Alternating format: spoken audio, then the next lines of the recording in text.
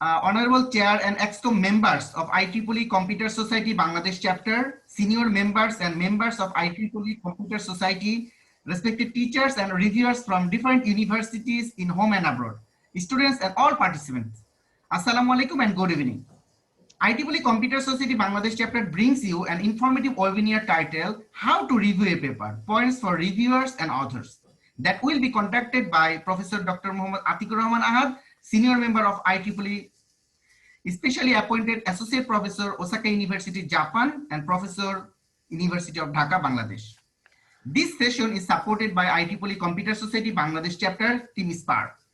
Reviewing a paper is a collaborative process to evaluate a manuscript submitted to the published either in a conference or a journal. The outcome of a peer review gives authors opportunity to improve their work and allows the conference organizers or editors to assess the paper's suitability for publication. As a reviewer, one can get an early view of the exciting new research happening in the concerned field. Moreover, the webinar helps authors as well as to understand the paper review process that will be helpful to improve their manuscripts. Though we know Professor Atiq Ahad very well, I present his significant contributions to the scientific community. Professor Dr. Muhammad Atiq Ahad is a senior member of IEEE. Currently, he is serving as a specially appointed associate professor in Osaka University, Japan. Professor Ahad authored 4 books in Springer, published more than 130 peer-reviewed papers, presented 80+ keynote and invited talks in prestigious conferences, and achieved 28 awards. Moreover, he is an editorial board member of Scientific Reports in Nature, associate editor in Frontiers in Computer Science, editor in International Journal of Effective Engineering, Encyclopedia of Computer Graphics and Games, editor-in-chief in IJCVSP, General Chair, 9th ICIEV, 4th IVPR, and 2nd AVC. Guest editor of Pattern Recognition Letters, Elsevier, JMUI, Springer, JHE, Hyundai, and several journals. Now, I would like to request Professor Atiq Ahad to conduct the webinar titled How to Review a Paper, Some Points for Reviewers and Authors. So, I'd like to start Professor Dr. Atiq Ahad, your webinar. Thank you so much. Thank you so much, dear participants, honorable participants, and many teachers here. Actually, I mentally... Sir, excuse me, sir, if I interrupt for a while, Professor Atiq Ahad. Yes, yes.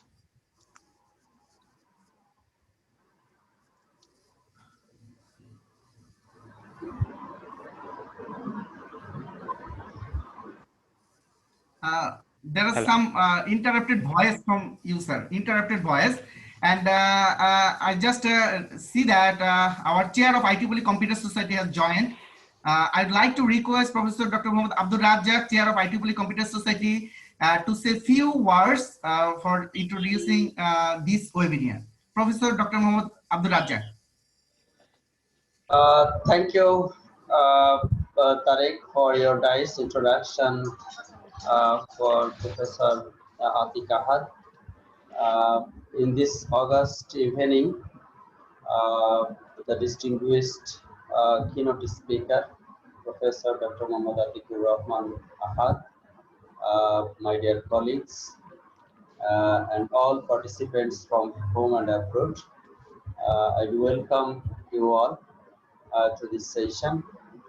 Reviewing a research paper is a professional contribution for the society, and reviewing a particular paper basically helps the author to correct his or her contents and improves the technical writer skills of the authors.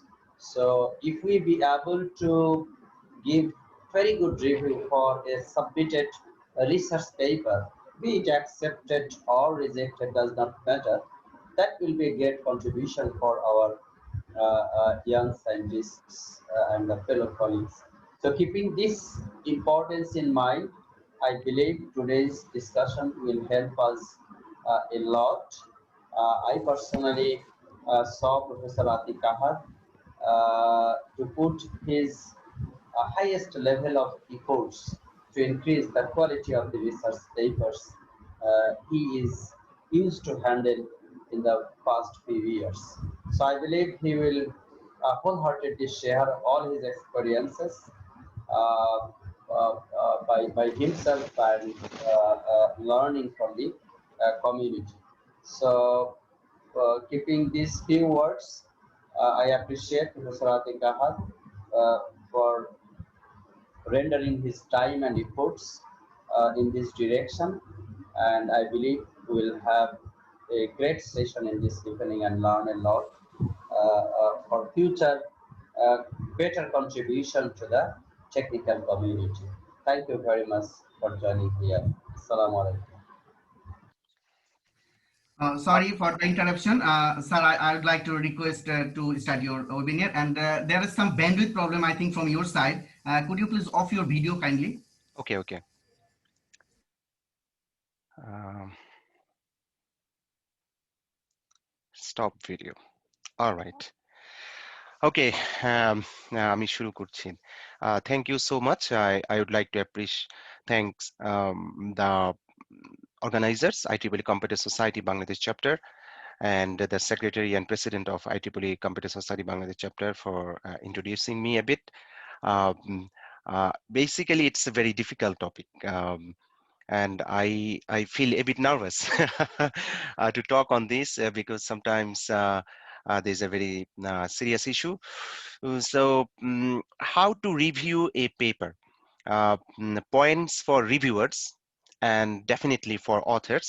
And let's discuss. I mean, I'll raise some points, and if you after the presentation we can share because we have many teachers here, so from them, we can get new findings, new ideas, and more ideas, and so on. So my name is Atiqur Rahman Ahad. I'm from University of Dhaka, Bangladesh. At this moment, I'm in a way forced to stay at Osaka University for some reasons. So here the purpose of this talk to initiate some discussions and sharing ideas. Actually, I have been thinking for this kind of presentation for several months, especially I have started to prepare the slides for the last 3 months.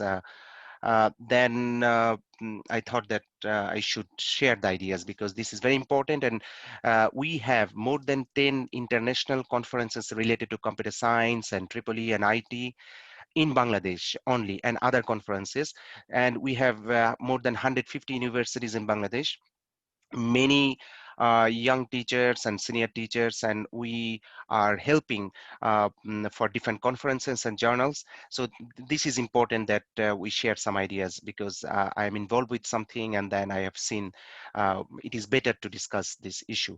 Number two is that we have many students, they can learn as well, because how I will be judged if I know, then I can prepare myself through this process.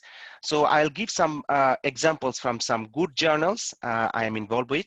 And I intentionally kept some of those repetitions because many issues are repeated, but I'll put it again and again so that it gives us a clear idea. Reviewers try for better review, be a judge, and authors to know how you may be tortured by the reviewers. Okay. So about me, I thought that initially no introduction, but Dr. Tariq, he mentioned about me, but still I just give something so that you can get a confidence on me that I am working as one of the editorial board member of Scientific Reports Nature. So through this process, I learned a lot. But Frontiers in Computer Science, this I'm an associate editor, and basically if I say that the Frontiers is more difficult in terms of review process and others than Scientific Reports Nature. And I'm involved with a few other journals as well.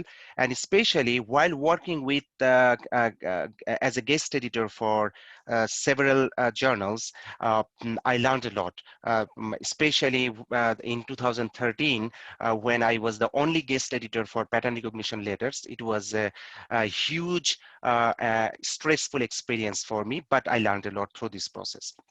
And of course, I have some papers and books, so I got lots of kicks from reviewers, and then those are learnings, and I hope that based on this, I'll try to give some ideas. Initially, I put some points from the Optical Society of America. We know that they don't use anymore America, they just say the Optical Society, which is also a very old publisher and top one. So what they said in their website, based on whatever I put directly from those websites, so or review systems and so on. So who can or should become a reviewer? It becomes an issue that should I engage a non-PhD students? Most of the journals or conferences, they allow non-PhD students. If they are graduate students, sometimes they allow. So for they say that postdocs, okay, early career researchers, definitely, senior level researchers, of course, technical managers without PhD, but they are working in the industry for a longer period and expert on that field, so they will be allowed. And of course, grad students. Graduate students means masters and PhD. Now, the point is that in the States or in Japan, grad students means they do masters by research, or they do research as well. Most of the top universities are mid universities. So that's why graduate students are involved, and many professors, they hand over to the students to review some papers so that they can learn through these processes. So we can engage grad students according to the Optical Society of America. Now, anyone who conducts relevant research, which is very important, that I mean, anyone cannot do a review because relevant research on that topic and publishes in technical literature. So sometimes we have grad students, they have some good papers and good research background, so we can engage them as well. If you are a student, and or if you have no reasonable knowledge, it's I mean, important that you decline requests, because whenever you submit to a conference or a journal, your data is recorded in the database. So next time the committee members, associate editors, or guest editors, or whoever, I mean, when they want to search for some reviewers, the database gives some names, and names are taken from the keywords or from the previous authors. So they can make mistake because they don't know you in person. So they consider that you are an expert. So that's why you are invited. But if you are not, then please decline the request. I mean, don't feel happy that, oh, I'm a reviewer of this good journal or a good conference. Don't do that, because it's not a justice thing for you. Okay, so this is important. Another thing is that some crap journals, they regularly request anyone on any topic to review a paper. Just, I mean, spam those, I mean, emails or so, I mean, groups. Next one is, how can I find a reviewer? This is an important issue. So author database, which I mentioned, that they make mistakes. Even I found that my undergrad students with me, they have paper in IEEE access, and they assigned my students. So as I mentioned, this is just mistake because they don't know. Account profile.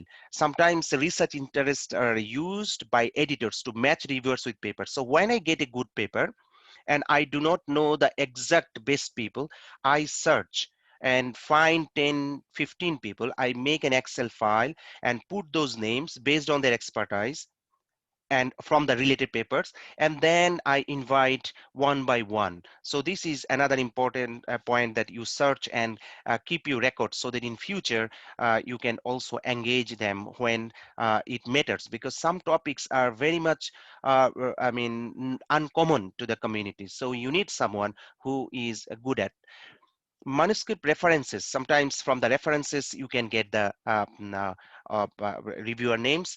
If you are known or good, then you get lots of requests from others. But but this is also challenging. It's like scratch the back, like you do and I do too. So in our community, it's like this, that I mean, if I request Shamim Kaisar to review a paper, and then when he will request me, then it's very difficult to decline, even though you are busy. So we do like that. Now we have some professional group, paid service even, and they help to find reviewers appropriately. So one of the groups called Toronto Paper Matching System, you can take their service, and Microsoft CMT, which is a conference management toolkit, they have this option as well. Now, steps of peer review, for example, how OSA does. So when we submit a paper, we are happy that it's done. But what next? First, staffs, they do quality checking. If they say that there is, I mean, mistakes or some things are missed, then they send to the authors and so on. After that, initial editorial assessment, that one of the associate editors or editorial board member, they check, and you can get desk reject. So desk reject is, I mean, very painful. uh, and one point is that if you get desk reject, as an author, you can fight with the editorial team that why did you reject this paper, because is it out of scope or blah blah blah. So you can check. One point I found in journals which are very flat, like IEEE Access or Scientific Reports Nature, that they accept anything. Now, when you submit a paper, they request associate editors one after another. And after declining for 3-4 weeks, 5 weeks, even for 2 months, then the staff say that it is out of scope of the journal, which is very wrong. Basically, it's not out of the scope. The point is that they requested some related people to manage the review, but they were busy on that time, so nobody took the responsibility, so they said that out of scope. So this is one of the reasons. So you can fight. This is, I'm saying, for the authors, that when you get disk reject. Next point is that when the initial editorial assessment is okay, then the associate editor or that, I mean, guest editor, they involve some expert reviewers. Reviews done, then editor takes the final decision based on comments, and we'll say a lot. Don't just trust a reviewer, because not all reviewers are good. And this is number one. Number two, read the comments and check the paper, and then find whether enough arguments and logical for accept or reject. That is very important. And engage more experts if you get less comments from some reviewers or no arguments for accepting the paper or rejecting the paper. And red list those careless reviewers. If someone is like, let's say that, oh, good paper, I mean, this is, I mean, very strange that how can you say good paper and then just accept it? There is nothing called good or bad. I mean, you should write something to improve the paper. And racism is real. This is very important. I mean, we live in a society, still racism exists. And in academic domain, it is more behind the scene, we can't see. Like, for example, if a paper is from developing countries, then reviewers from some other part, they become suspicious, or they say that, oh, it's not good or something like that. Or sometimes they don't trust that much, and sometimes we have to argue, especially in engineering field, it's not that much, but in medical aspects or other fields, it's more. So we have to fight with them. I mean, don't hesitate to fight with the reviewers, I mean, or associate editors or editors and so on. So this is the process that reviewers, I mean, review or judge, associate editor or guest editor will check the paper and the review comments, and based on this, take a decision. And finally, the editor-in-chief takes the final decision. And one point is very important, that even though the reviewers are accepting a paper or giving minor revision or major revision, associate editor can reject the paper, because if they find that there are something which is not that much suitable, because some people cannot judge the quality or level of the conference or the journal, so they review very lightly, which is not good.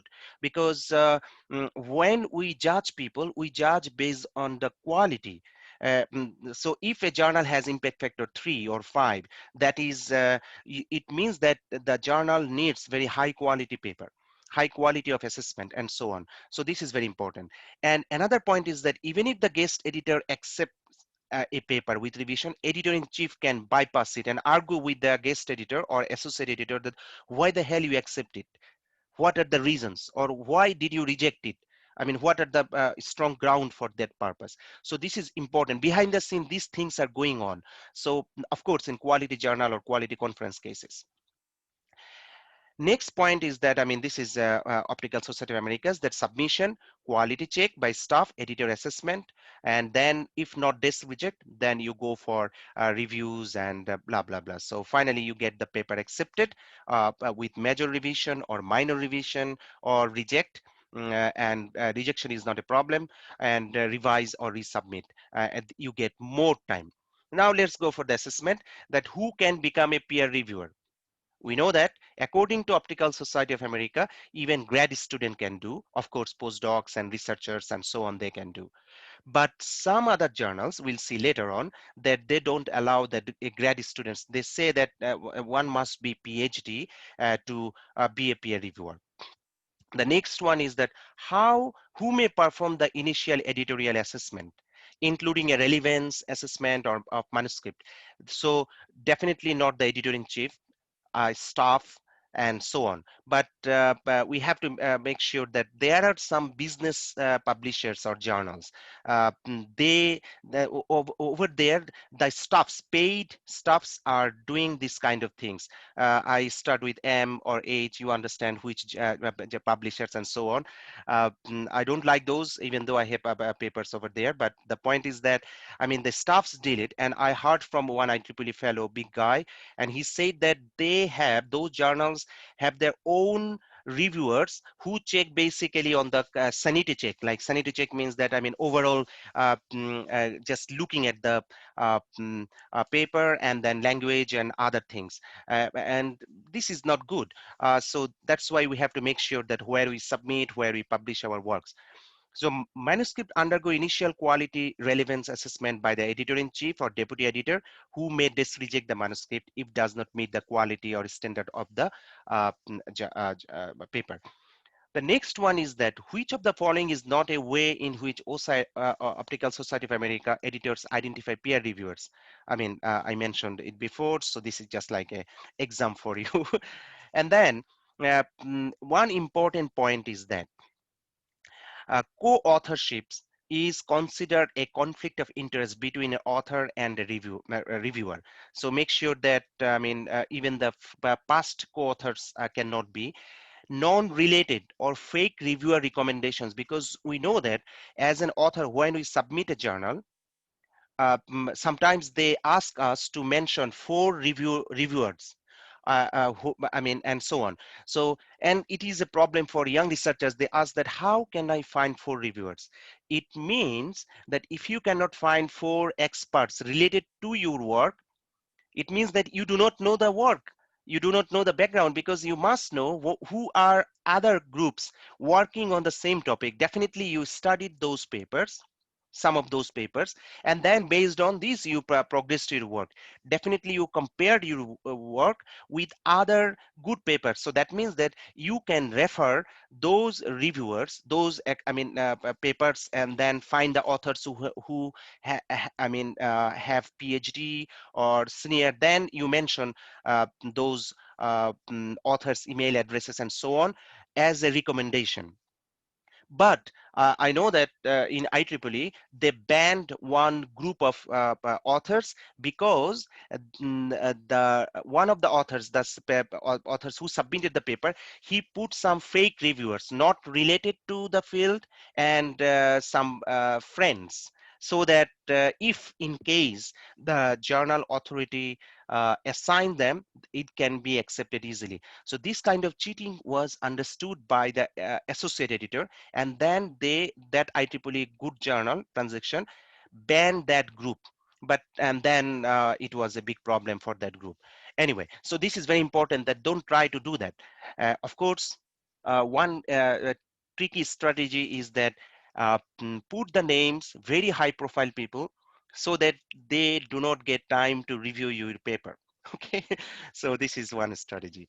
Blindness. We know that single blind peer review means authors do not know who the reviewers are, but mm, reviewers can identify the authors. Most of the journals, even though, I mean, in your PDF paper you don't put the author details, but definitely when you submit you put author information and others, and they make final PDF, and in the final PDF you have all author issues. So it means that, I mean, reviewers can understand and can see who are the authors.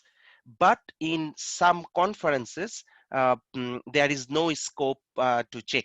So that's why this is one important point. Double blind is that nobody knows who are the authors and who are the I mean uh, mm, uh, reviewers. And finally, some journals publish the names of associate editor or reviewers during the publication. So for example, this is one example that being an associate editor, my name is here and then reviewed by X and Y. So when it was published in Frontiers, then they put their name, not before. So this is all, I mean, some journals do.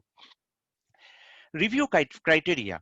For OSA, the scope is important. So maybe described as technical scope of a journal or appropriate content, and whether the journal matter falls within the scope of the journal. So authors, when you submit, look at the journal's scope and then see whether your work is well fit for that journal. Otherwise it will take time, they will not find appropriate reviewers, and it can be rejected instantly. Number two is that you can search that whether there are some papers on similar titles you have, so that you can also argue that, okay, this journal published similar papers, so my work is similar, so I can submit here. So this is another point. Significance. Maybe term is novelty, originality, or impact or significance, and whether your paper contains new results that will have a significant impact in the field. Even though you do not have significant impact in the field, but if you have lots of analysis, then it can be considered. Technical content. Technical content is whether your work is technically valid, and whether the, I mean, analysis or results support the conclusions and the title of the paper and so on. So this is very important. Presentation is of course important. I mean, papers grammar, organization, figures and tables. If there's a low quality, you do a very poor way, by looking at the impression is gone, that it's not good. So one of the strategies to make it better is to use LaTeX.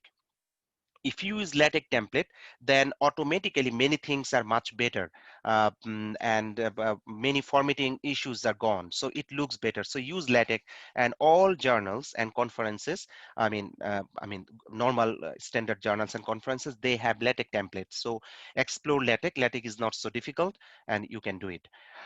Supplementary materials. Sometimes we need to upload extra materials for extra visualizations or tabular data, or sometimes code, or some previous publications. Like for example, if I published a conference paper or journal paper, and now the submitted paper is an extension from the previous one, you can put as a supplementary material, so that reviewers can check both and become happy that, okay, it's an advancement of the previously published work. Now look at the Nature scientific reports case. So when you get an reviewer invitation, first they say that you will gain direct access to manuscript and review form if you accept. If you don't, then if you decline, then there is another option. Now, before you submit the report, take a moment to think. This is according to scientific reports Nature. They say that take a moment to think. Why? Because if you receive this report, would you find it constructive? And is it the paper writing is courteous, I mean good and professional? And whether the focus of the content of the paper, I mean, you have to focus on the content of the paper, not the authors. As I mentioned, racism or biasness is there. So behind the scene, human being, we are still not so good. So that's why, I mean, it happens. So that's why they say that don't consider who are the authors, consider the content of the paper. And finally, we reserve the right to remove any inappropriate language from your report. That means that if reviewers write any bad word or a strong inappropriate word, then editor can, editor or editor-in-chief can remove those inappropriate language from that. Now, look at the case that when you submit, usually we see that the manuscript file, the file name, and the cover letter, and so on. So you make sure that your paper is written in such a manner that, প্রথম দেখায় ভালো লাগা, you fall in love, okay? This is important. Now, in the cover letter, you can Google and get more information how to write a smart cover letter. Cover letter is important, and reviewers or associate editors, we read especially the associate editors, we read the cover letters to see whether any points. So authors usually highlight the core work within 2 or 3 sentences. And sometimes they recommend some reviewers to assign, and some group they say that don't assign to X, Y, or Z because maybe they are enemy group, or they submitted before and they may not like it or something like this. So they may also mention, I found in many cases, and sometimes they argue that why you do not assign to Professor X because they are they don't like our paper, or they don't like our methodology, or they have different policy, and so on. In upper level, in top level, this is this kind of arguments and so on are going on. Past history of the paper, we can see whether it was accepted partially in the past, so you can mention in the cover letter. Now, next one is that when you submit a paper, make sure that your previously rejected paper's title is not, the subject of the PDF is different. Because, for example, I found this paper, it was written censors, then some number. So my mind says maybe it was submitted before in a censor journal and you got rejected, then you instantly submitted to this journal. So that's why make sure that you make some good name. In my case, I sometimes do that original work or blah blah blah. Okay. Next one, feedback for the editor. This is confidential. When you write to the editor, authors cannot see. So this is important. You can write anything, and you can be you can use very strong word about the paper. But for authors, be kind, because many young researchers, they don't want to be demoralized and so on. Feedback for the your recommendation for authors. Uh, mm, uh, you recommend clearly, so that and constructive advice. Give clear and constructive advice. Write more. Do not write a few words or a few sentences. Okay. And don't say that serialize the references, because it is the duty of the press people to do that. So it's not the issue of the author sometimes. So without taking multiple routes, so make it as constructive, as clear as possible, so that you don't say, oh, you do this, and next time the authors review, improve the paper, submit the paper, and then again you say, oh, no, no, no, you have to do this and this and this again, and so on. So stop doing this kind of things, so that authors do not need to do multiple rounds of revision. Don't be rude, as there are many young authors. Even if a paper is a crap, you know that this is a bloody stupid paper, but still, unless they do any kind of cheating, guide them softly so that they can learn. This is important, especially for developing countries. Many supervisors or professors are not helping that much, not giving the time to the students, so students make mistakes. But again, students should learn how to write a good paper and what are the common mistakes to avoid, so that when you submit, when you serve the food on the plate, it looks very good. Another guideline from scientific reports nature is that, is the study design appropriate to answer the research question? We know that when we do research, or when we submit a paper, and in the introduction or in the related work or the background, we mention some of the research question that or goals that we want to achieve. So whether your method or design can solve those issues, and are the conclusions supported by the evidence you presented in the paper, the methods sufficiently described to allow the study to be repeated. We know that a good research means reproducibility, that another person can read the paper, implement the method, and this is called a good paper. It's not like you find medicine in the dream, okay, and so on. So is the use of statistics or treatment of uncertainties appropriate? Because some research we have uncertainties or probabilistic issues. So make sure that whatever you put, those kind of things are well explained and so on. And it's not only for the authors to do like that, reviewers to check this kind of thing. So in another way, authors should write properly so that reviewers can feel satisfied. Sometimes you can write this kind of statistics like that, that in this paper the data are analyzed, or this result is properly done so that there is I mean no uncertainties or this kind of limit and so on. Is the presentation of the work clear? It is very important that you write a paper so that it's like storytelling. It's not so easy, but it takes time. So if you write a paper and then read it 5, 10 times, then every time you can tune and make it better. This is for the authors. But what about the reviewers? Reviewer will read the paper, and if while reading the paper reviewers cannot get the paper smartly, then reviewer will feel not so happy with the paper. Make sure that images in the manuscript are not manipulated, not modified or changed. So no fabrication, no, forgery. So this is important. And similarly, authors should check when they submit that images are in good quality and so on.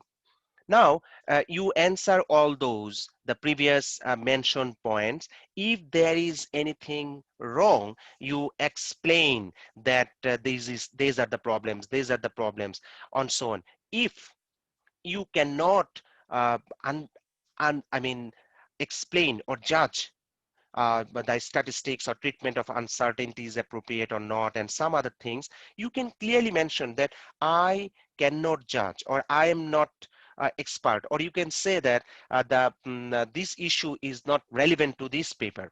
So this is important, because reviewers cannot know. Don't mention reviewers that you do not know this or that. Okay, you can tell the editor-in-chief. Editor-in-chief will read those points, and then he can assign another reviewer related to that. So make sure that is the presentation of the work clear. This is important. Another guideline for authors: see rejection as a redirection. So when you get rejection, okay, find a way to improve the paper. So don't be upset. Okay, be constructive and thorough to allow the authors to prepare a revision ready for acceptance. I mean, you review the paper in such a manner so that authors can improve the paper to get it accepted. Okay, next one is that if you reject a paper, remember, if you reject a paper, explain why the submission does not meet our editorial criteria for publication, because different journal has different kinds of strategy, and of course based on the quality of the journal, based on the quality of the conference, the level will vary. So you make sure that you do like that. Before you submit your review, please review your review thoroughly.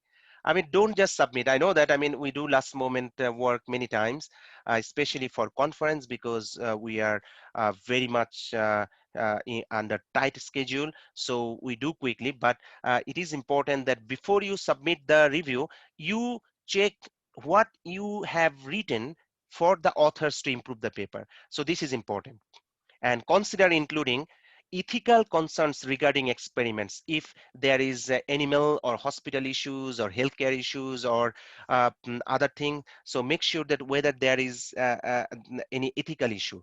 Number two is that any disclosed conflict of interest or competing interest. In earlier lectures on research methodologies and ethics, you can see my website and YouTube channel, you can find some of those.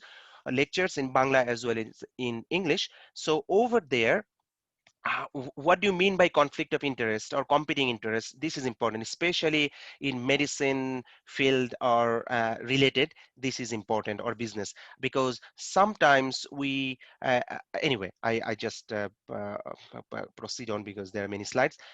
Concerns regarding plagiarism or publication ethics, another point. Now, this is, I mean, something like this you do. Sometimes they say accept or reject or revise. Sometimes major revision, minor revision. Sometimes there are options that reject without review. Like, for example, Elsevier's patent recognition letters, they have this option. Now come to the comments to the authors. So earlier we mentioned about what you write to the editor. Now, please include all comments for the authors in this box and be constructive, as I mentioned, and thorough, and explain why.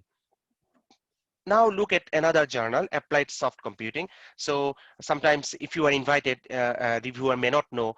And also, oh, by the way, you can check here. Here you can see sometimes by default author option or reviewer option or managing editor option. So you click here and get the reviewer option. Then you can see whether any paper is assigned to you, and you can click the action link and you can get something like this: view submission, view abstract, agree to review. First, you can check the paper, the full PDF, and then if you feel that it is comfortable with you. Hello, am I okay? Yeah, we Yes. can hear you. Okay, okay. But your share slide is off. Okay, I do. Maybe make me host again, please. Oh, no, okay, anyway. So you just have to share your screen again. Okay, okay, I'll do.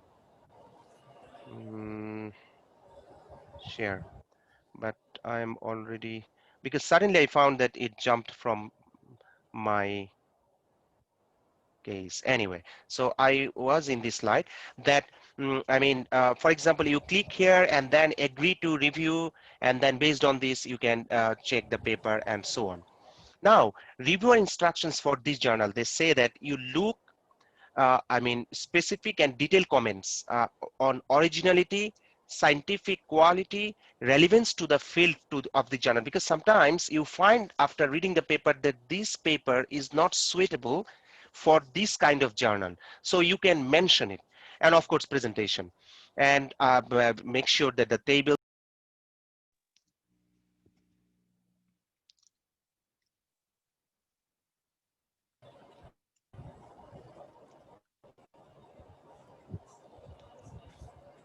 Hello, sir. Hi. So I was cut, is it? I'm not sure why my internet is not so good. Anyway, I'm sorry for that. So reviewer instructions. So for authors, you know that SWOT analysis, that strength, weakness, and so on. So this kind of information is important. For authors, you check that your paper is highlighting those 4 points, and the reviewers also need to check what are the strength of the paper, weakness of the paper, especially when and revision is necessary, and indicate why a paper is unacceptable, or if it is acceptable, then what are the important things to add. And this is very important, not very important, but this is too much for the reviewers, that authors especially appreciate it if you cite references supporting your comments. Like, I mean, I'm giving some review comments, and if I put some good references, not my personal references. Remember, I found that some of the reviewers put 5 or 6 of their references, that authors must put those references in the paper, which is very, very bad. But to mention that if there are some any important point you mention, put the references. So it's like you are writing a paper, okay? So this is important, and if you do, then this is good. Recently, one of my students reviewed a paper. He added 14 plus references in his review comment, and put why this is important. Such a good review, but I understand that in the future he cannot commit that much time. For the editor, again, the confidential comments you have to add. Never do, nice work, well done. You can write, that's fine. But if this is the only comment, you can go to the hell because and you do the reject it in the editor. I found this kind of thing. So this is totally I mean irrational. I mean, how can you write good words and then finally reject it? And when an author get the review result, they say that the paper is rejected even though the review comment is good. So don't do like that. If you reject it, make sure that there are some comments by which authors can be satisfied, because comments to the editor, confidential comments to the editor, are not known or seen by the reviewer. So this is an issue. Please summarize what the submission comprises. This is sometimes we write in 2 or 3 sentences. We mention in the review that this paper is about this and this and this. And it is also important to write. And what are the key observations and your own analysis of the main findings. Okay, I know that some of the people say that if there are so many tasks, why should I review a paper? But reviewing is helping the community, because your paper, my paper, is reviewed by others, and those volunteer works are progressing the research community. Suggest major or minor changes, and many journals, they put 2 separate lists, that what are the minor changes you mentioned, what are the major changes you mentioned. Okay, so these are important. References used is important, as I mentioned earlier. Comments to author, make sure that confidential messages that you put on the editor should not be added for the author. Okay, don't mention in the review comment that, oh, it can be accepted or it can be I mean rejected. It is usually not to better not to do unless you are super confident. And another point is that it can be a best paper award. I mean, don't mention in the, for the authors. Don't just copy and paste the same information in both cases, for editor and reviewer. I found in many cases that whatever they wrote for the authors, they also copy the same to the editor. So it's extra burden for the editor or program chair to look into that. Editor can read comments for authors, so don't copy in both cases. Sometimes highlights and graphical abstracts, I'll mention in later slide. And another point is that if you cannot finish on time, remember, if you cannot finish on time, just reply to the editor or editorial board that you need more time. I know that we rarely do that, but we just forget, and what happens that auto reminder or staff gives us reminder to do that. So that's why it's not so important from my side. But now some journals, they have highlights and graphical abstracts. So when you submit, you have to mention within few words or characters 4 or 5 points. So this is required. For example, pattern recognition letters in Elsevier, they mention that you must write this kind of information, and make sure that you remove these part. Make sure that you remove these part, like you should, I mean, because this is journal's point. So you remove this part and just mention 4 or 5 key points highlighting meaningful, accurate representation of the article. Sometimes reviewer read those, and if they are satisfied with that, they will go further. Another point, authors, that graphical representation, even though this is optional, but basically here they put like some image or some graphs so that you can get an overview of the paper. So if there are options, why don't you put those 2 things so that reviewers can get at the beginning and feel happy. And reviewers also should check this kind of information if these are available. And make sure that you consider reference value, technical content, originality, weakness, compactness, because some journals, they make sure that the paper limits are there. Page limits. So page limits, when there are page limits and you write introduction and related work too much, or too many references, or unnecessary tables or images and equations which are not that much relevant or not much important, so those are not good. So make sure that you write compact way based on the limit. Okay, This is important. I found that some of the presenters, they present 10 minutes presentation, they put related work and background 4 or 5 minutes, which is meaningless. So in the paper, authors should do like that. As a reviewer, if you find that unnecessary things are more, then you tell clearly that reduce that part or merge 2 of them or 3 of them into one, and highlight your method and analysis and results as much as possible. And then comments to the editor again, that potential to cause interdisciplinary discussion. This is another, some journals this mention that whether a paper can ignite discussion in multidisciplinary fields. If that can be possible, it can be more interesting for the community. So that's why when authors write, because I know that there are many authors, young authors, when you write a paper, make sure that whether your paper can be useful in another domain or in another field or another subject area, so that it can be filled in different direction and so on. Degree of specialization, how easily can the gist of the paper be understood by one who is not specialist in the subfield of the subject? So this is also important, that I mean, if a paper is too specialized, reviewers need to mention that, okay, the paper is too specialized, or it's a shallow or trivial or right or so on. Okay, don't make it too specialized if the unless the journal is a very focused journal. Okay, but again, this is a very broad spectrum topic, so you do whatever you feel. Now sometimes you have award issues, so make sure that what kind of journal or conference you are dealing, and whether that level of paper can be suitable for award or editor's choice and so on, and what an author must change and what are the point nice to change. Nice to change means if they can change, that's fine, but must change issues should be there, so that if those must change points are not added, the paper will be finally rejected. Does the article match your expert area? This is also important. We need to know how to decline or refuse. Okay, that's very important, especially young boys and girls. You must know that how to refuse another boy or girl's proposal. Okay, otherwise your life will be hell and playing with different people. So make sure only accept if you feel you can provide a high quality review. Otherwise, you can politely say no.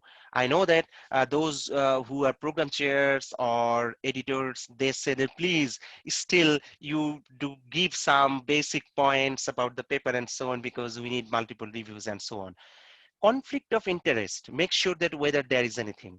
For example, if you know an author, one of the authors, or if you are from the same department or same university, or if you have a bias or racism, like you hate someone or some country, unfortunately, which is not good, and you may have some kind of potential issue, then you can write to the editor that I don't like that group, or I belong to them, or I know them, so it is better not to review that paper.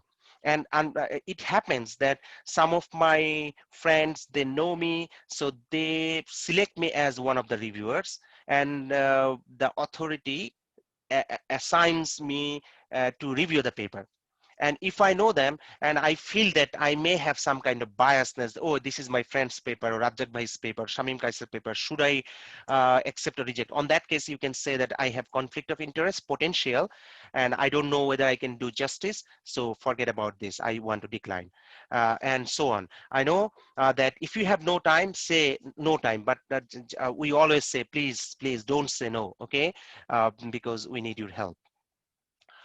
Before you accept and decline an invitation to review, another important point is that sometimes we do not know, especially young researchers, what are the basic principles to review a paper. There are some free tutorials for most of the top publishers. Look at those.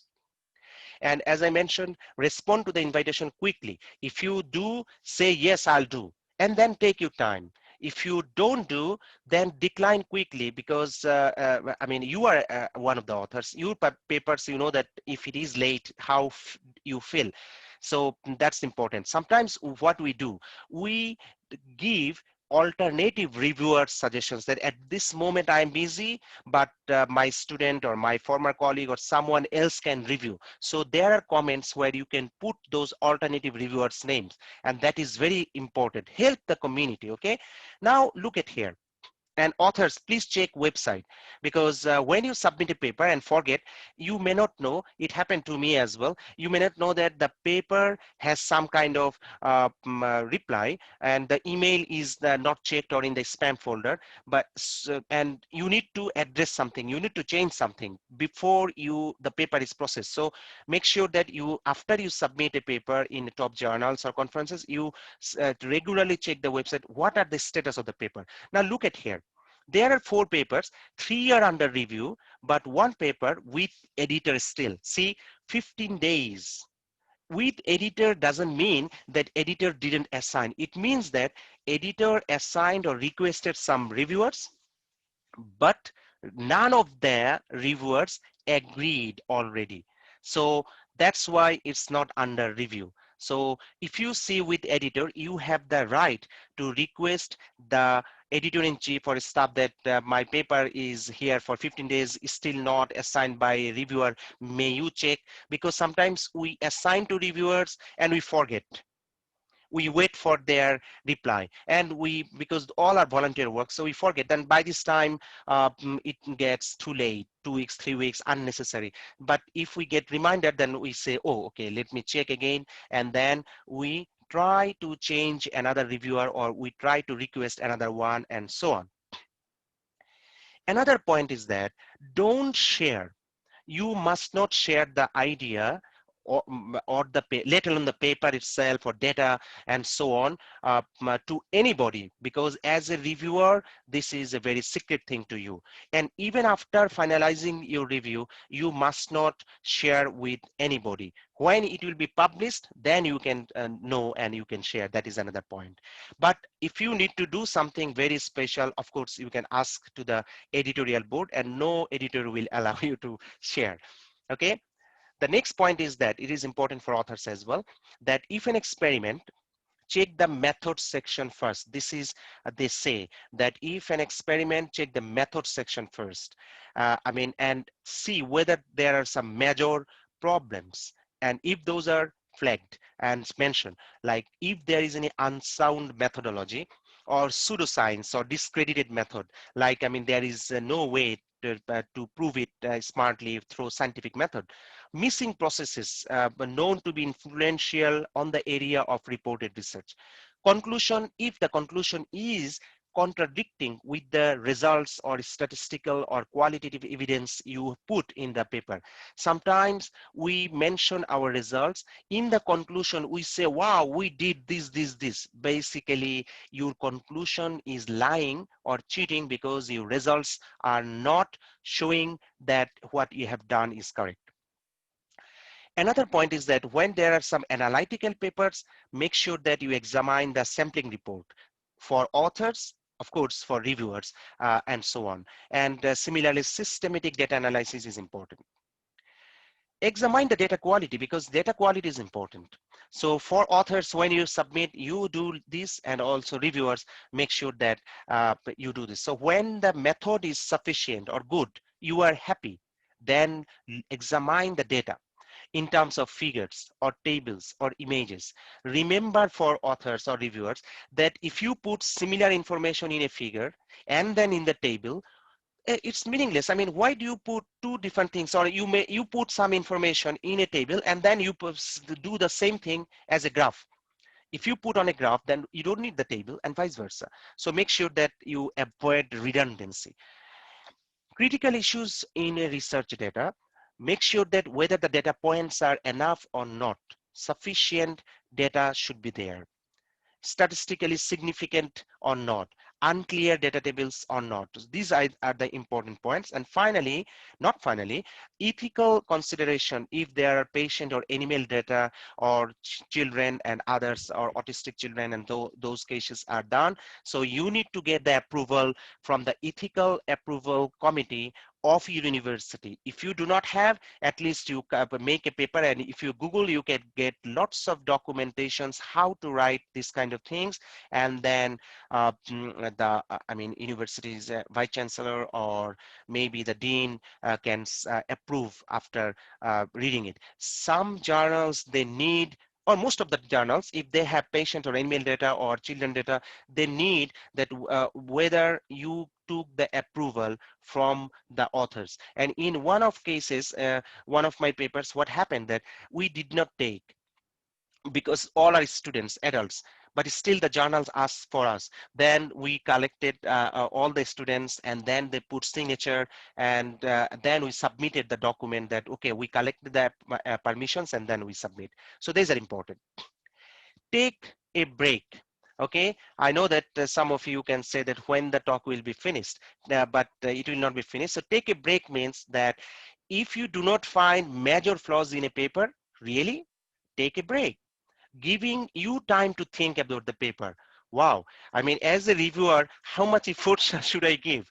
So yes, you need to give, especially if it is a good journal, top journal, or top conference. You need to judge very professionally and very carefully. So take a break to think about the paper, and then explain and support your judgment to fully understand the reasoning behind your comments. Whatever you say should have a logic. It's not like husband and wife's, I mean, jhograjati or fighting, that no logic, without any reason. Sometimes we argue each other and no one is winning, or sometimes one party is winning.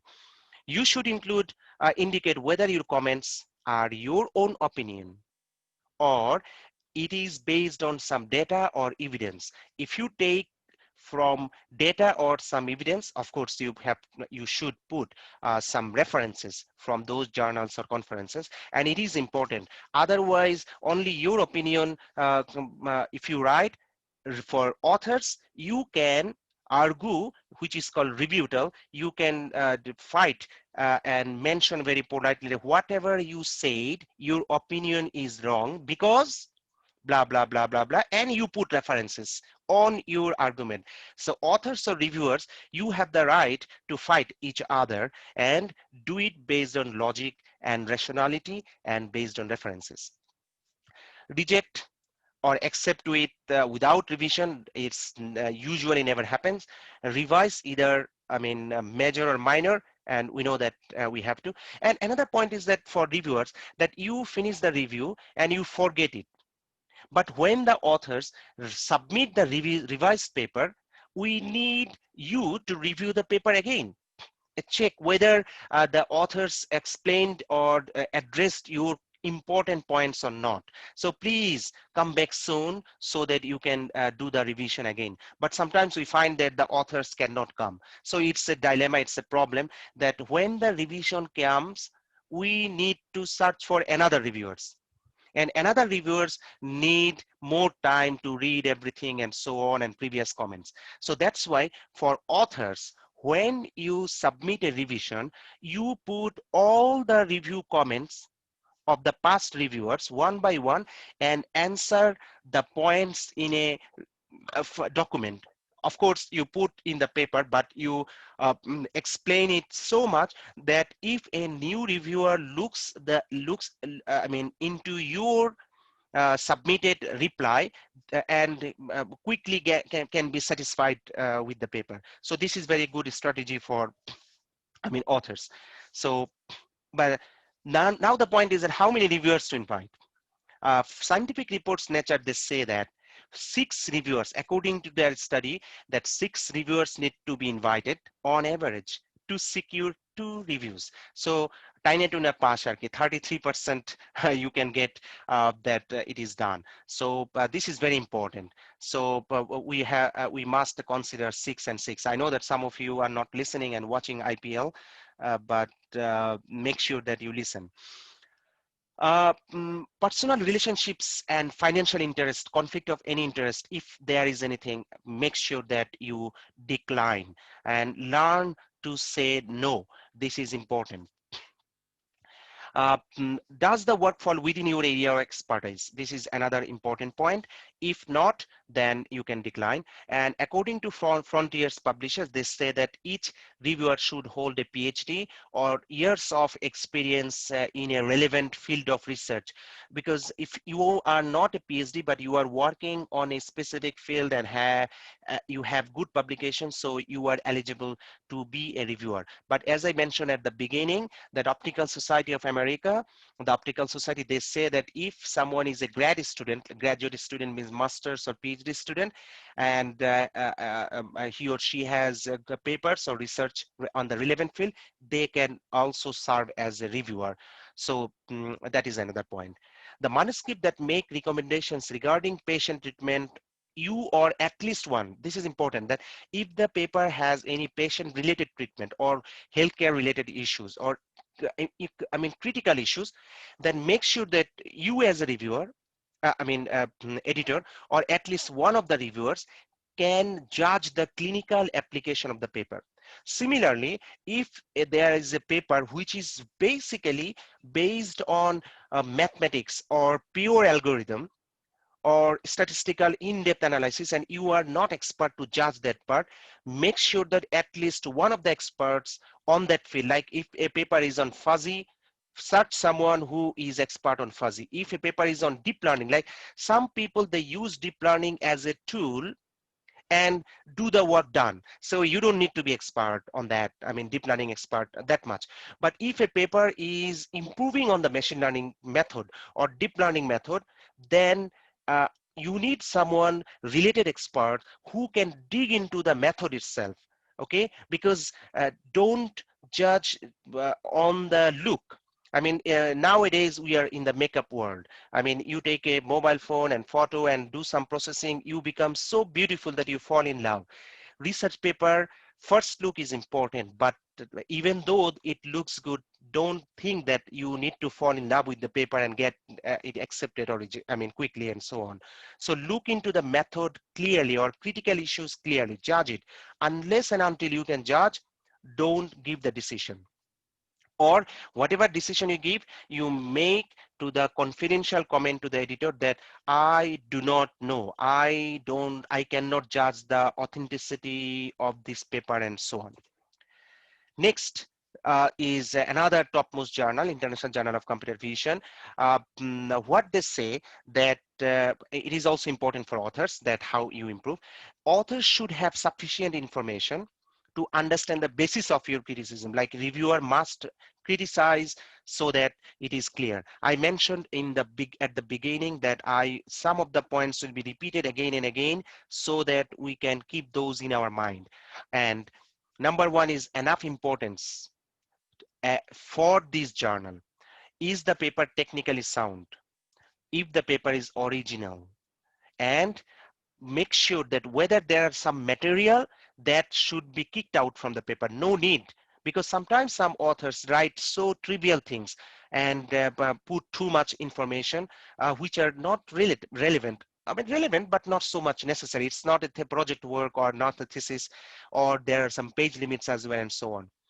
And if anything to be added in the paper, and make sure that the references of earlier contributions and recent top journals and top conferences are added in this paper. Make sure that research design is appropriate and methods are properly described, results are clearly presented, and your conclusions are supported by the results.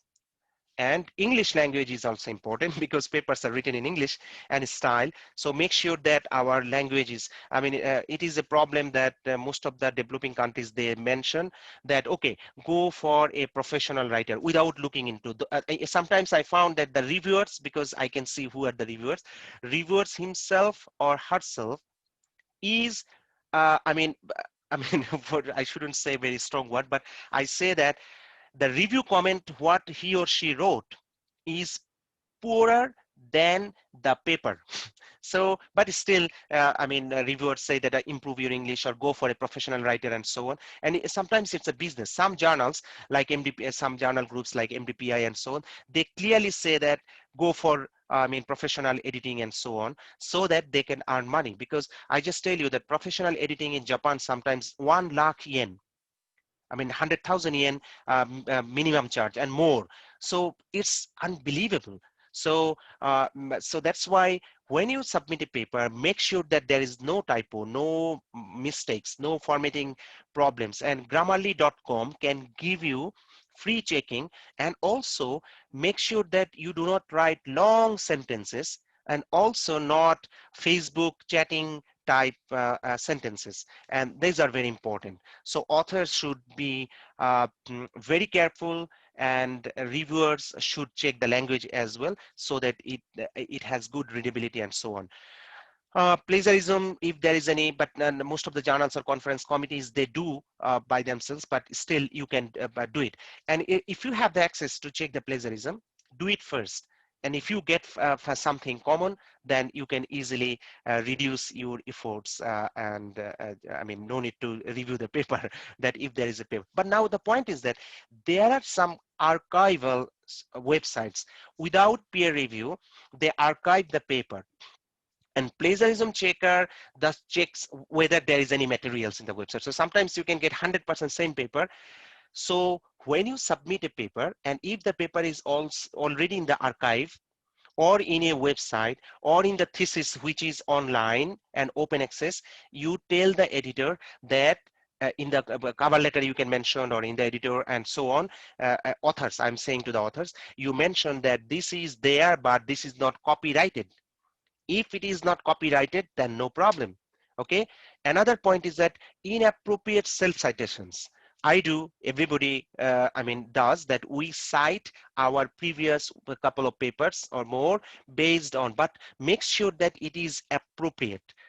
If not relevant, then do not cite. If there is anything, this is also wrong. And if a paper has, something like this, you can report to the authors that, you remove this and so on. Ethical concerns, of course, make sure. And authors should know that these are the points reviewers check, whether originality or novelty is high or average or low, and no answer. Now, your paper may not be very much original, but make sure that the content is significant. Make sure that your quality of presentation gets high, content is high, scientific soundness, explanations and so on, analysis, interest to the readers, overall merit, those you get high. If you get originality, novelty, even though low, overall you have more points to get the paper accepted sometimes. So this is very, very important. Don't overlook. Some students, they submit paper, but they don't check other points and so on. Presentation is the abstract, adequate digest of the work you reported. So abstract, I find many papers, and you also get that abstracts first 3-4 sentences are just introductory words which are useless. So make sure you do like this, and reviewers should address this kind of things. And in the introduction, background is good or not, summary and conclusions adequate or not. Clearly, do the authors explain clearly what they have done? Is it clear? And what they did was worth doing, and this kind of things. Order of presentation is important. But some journals, you find that the order of presentation, especially scientific reports nature, their order is that they put the method later part, they want the results at the beginning. And some other journals also, they have different strategies. So make sure that you just do not submit a paper without following the template of that journal. Okay, if you do that, sometimes we can consider that your paper was rejected in another forum, so you just quickly submit to another journal. So make sure that you submit in such a manner that reviewers or editors can feel that, oh, this is only for us. Okay, the food in the plate is for me. Okay, is the order of presentation satisfactory, English and so on? I'm finishing very quickly. This is for IEEE SMC, one of the largest societies. What they say: if you recommend rejection, then please copy paste one of the following reasons for rejection. Number 1, insufficiently original, it lacks quantitative result or conclusion, poorly written, methods not sound, lacks impact, significance or practicality, experiments, validation are not validated and so on. So it means that when you write a paper as young authors or whatever Buddha authors, make sure that you check all those 5-6 major points, and your paper, I mean, my point is that before you submit, be a reviewer. And you can be reviewer by different ways, like a very harsh reviewer, mild reviewer, non-expert reviewer, expert reviewer. So judge your paper in 4-5 ways and read the paper 4-5 times, and then edit and improve and then you submit. Okay, sometimes your paper needs information or clarity for less expert people. And in one of the slides, I mentioned that reviewers should check whether the paper is like that. With that, I would like to conclude the presentation, and I thank the organizer for this arrangement. And this is based on my experiences overall, and lots of kicks from many reviewers. And by the way, some of you may ask different questions which are related to paper writing and so on. You can get this kind of information in mm, uh, my website I mentioned here. Why did it jump? Okay, so if you look at here, ahadvisionlab.com notes. So over there, I put some YouTube links for English and Bangla lectures, so you can find those. I think this is all about, and thank you so much. Thank you for a long talk. Actually, there are several issues has been addressed for the reviewers as well as authors. Now, we would like to open the discussion sessions. There are several questions as that. Uh, can I explain, or can you yourself will present your question? I see here there is a question from Muhammad Khalid Hossain. Okay, I saw Uh, the question, which is about yeah. a conflict of interest. So there are two different things. Conflict of interest means that one side is from the side of authors. When you submit a paper, you make sure that there is no conflict of interest, like authors and the fund who gives. I mean, there is no conflict of interest. And for the reviewer part, you must check that uh, none of the authors are known to you or friend of you or from the same department or same university. These kind of things, I mean, you need to make sure. So these are the basically conflict of interest. So I just put, I share from another slide. You can have a look here that authors declare in a paper that there is no competing interest, which means that no personal interest or no financial relationship with others. So it is basically, important for medicine related or drug related industry, because maybe your research paper has some findings which it can be directly or indirectly helping any drug company or any other company for their product. So if there is anything like that, that you have relationship with them or you are working with them. So for example, if I work in a robot company, at the same time I'm working in industry, university, and I'm writing a paper and I'm giving something and praising something and so on. So it is better to mention, and the committee will decide, or the authority will decide, or editor will decide whether they can consider this paper seriously or not. This is one point. But when you are a reviewer, you make sure that you do not know anyone. I mean, in person, of course, in the community, we know all the related people. But if it is my friend or my former students or my supervisor or my co-authors, even if 10 years before co-authors, and then it is better to, it is very important that you mention and you avoid. So that is important. So what Nature say in the Nature website, they say that Nature research journals require authors to declare any competing financial, and or non-financial interest in relation to the work described. The corresponding author is responsible, and so on. And another point is that there is a chance that the money can put some kind of potential influence on the judgment, and so on. So these are the few things. So I hope I could give you a little bit on this. Another question has been asked by Ridwanul Mustafa. He asked that what should I comment if I found the paper is just copied from another one? Okay, so That is plagiarism issues. yeah, I mean that this is very easy. Like if you find something like that, you just report to the. So if you are a reviewer, you can just make sure give the link that this paper is copied from here, or this work is like this. Even the idea is important, that sometimes if the same idea is done differently, you can mention in the review comment that what are the new in your idea, or did you copy that idea, and so on.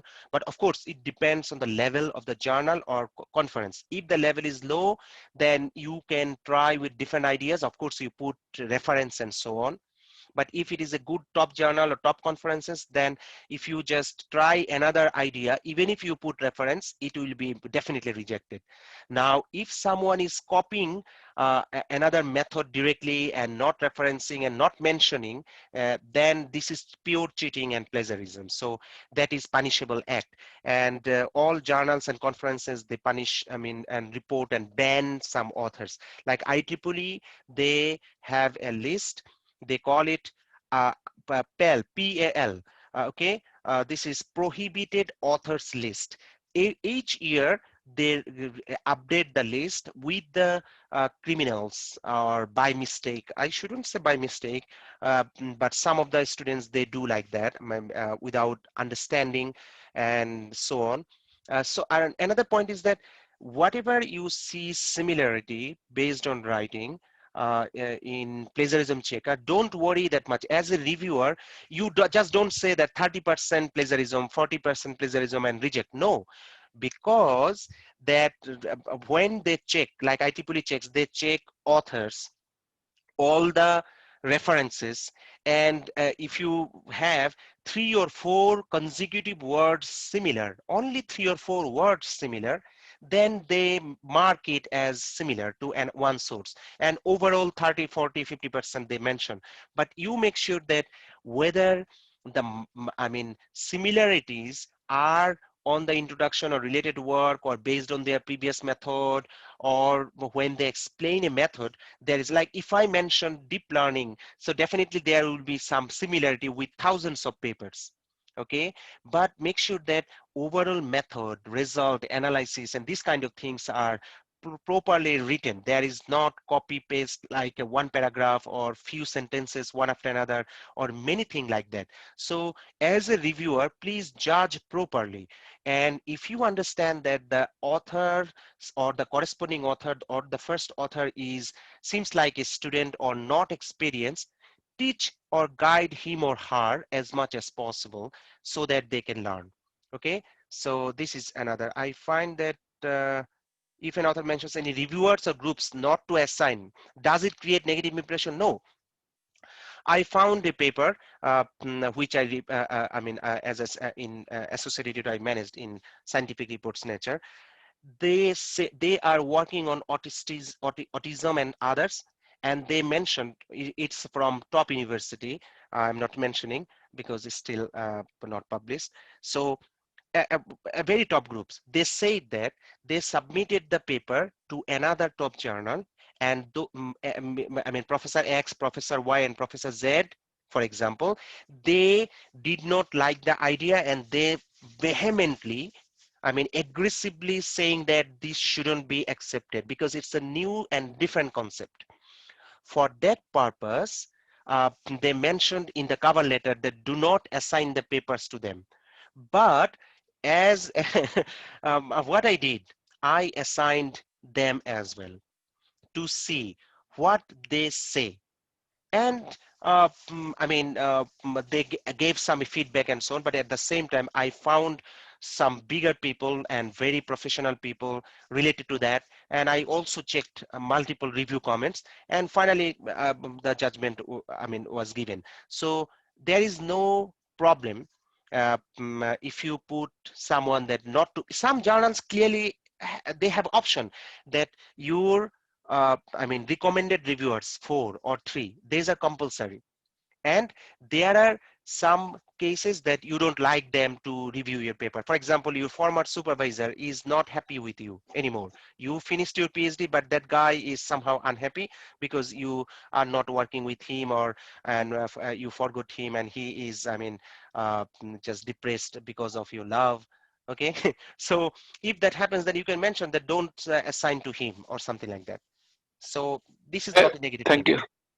Thank you, sir, for your clarification. Welcome. Thank you. Another question from Professor Dr. Shamsul Arifin sir.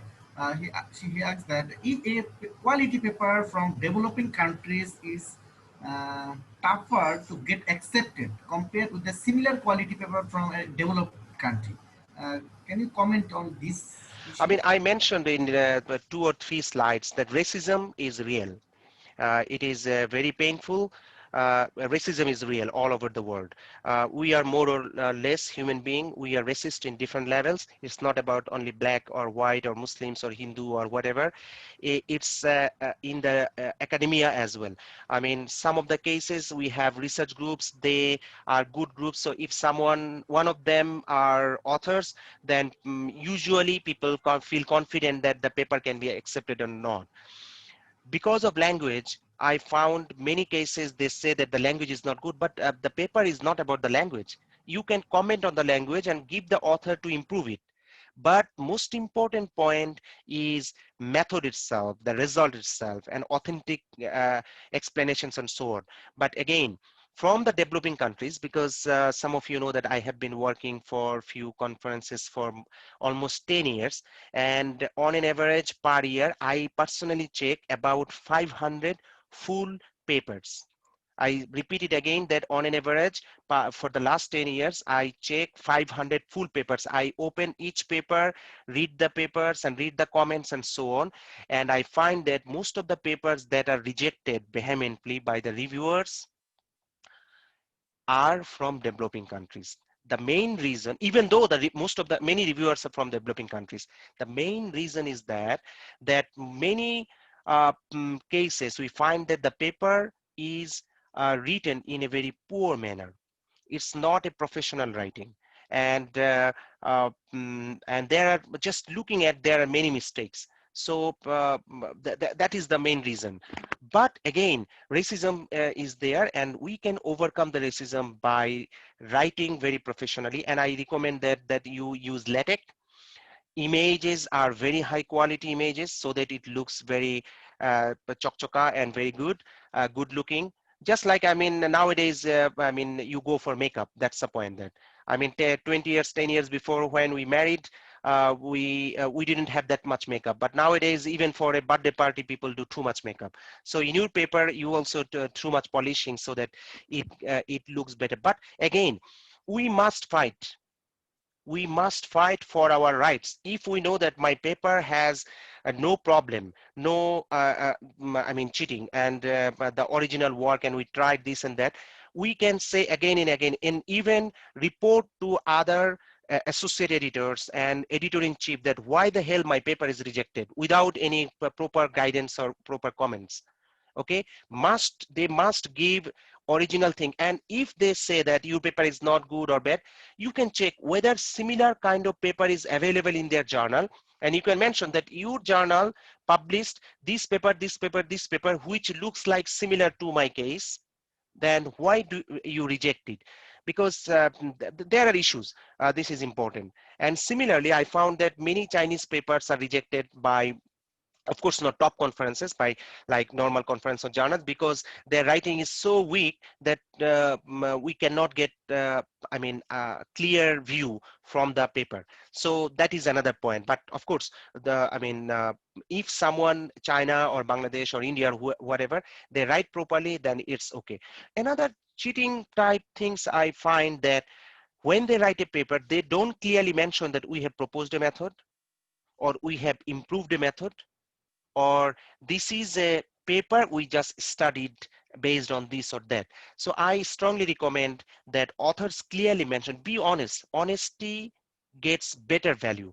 Your paper cannot be, or in terms of originality or novelty or mathematical foundation, it may not be very strong, but you mention it clearly so that reviewers or associate editors can get the point very clearly. So this year, what we did for ICAB conference and others, that we put a contribution one sentence separately, so that from that we can clearly know what the one sentence, what is the paper about.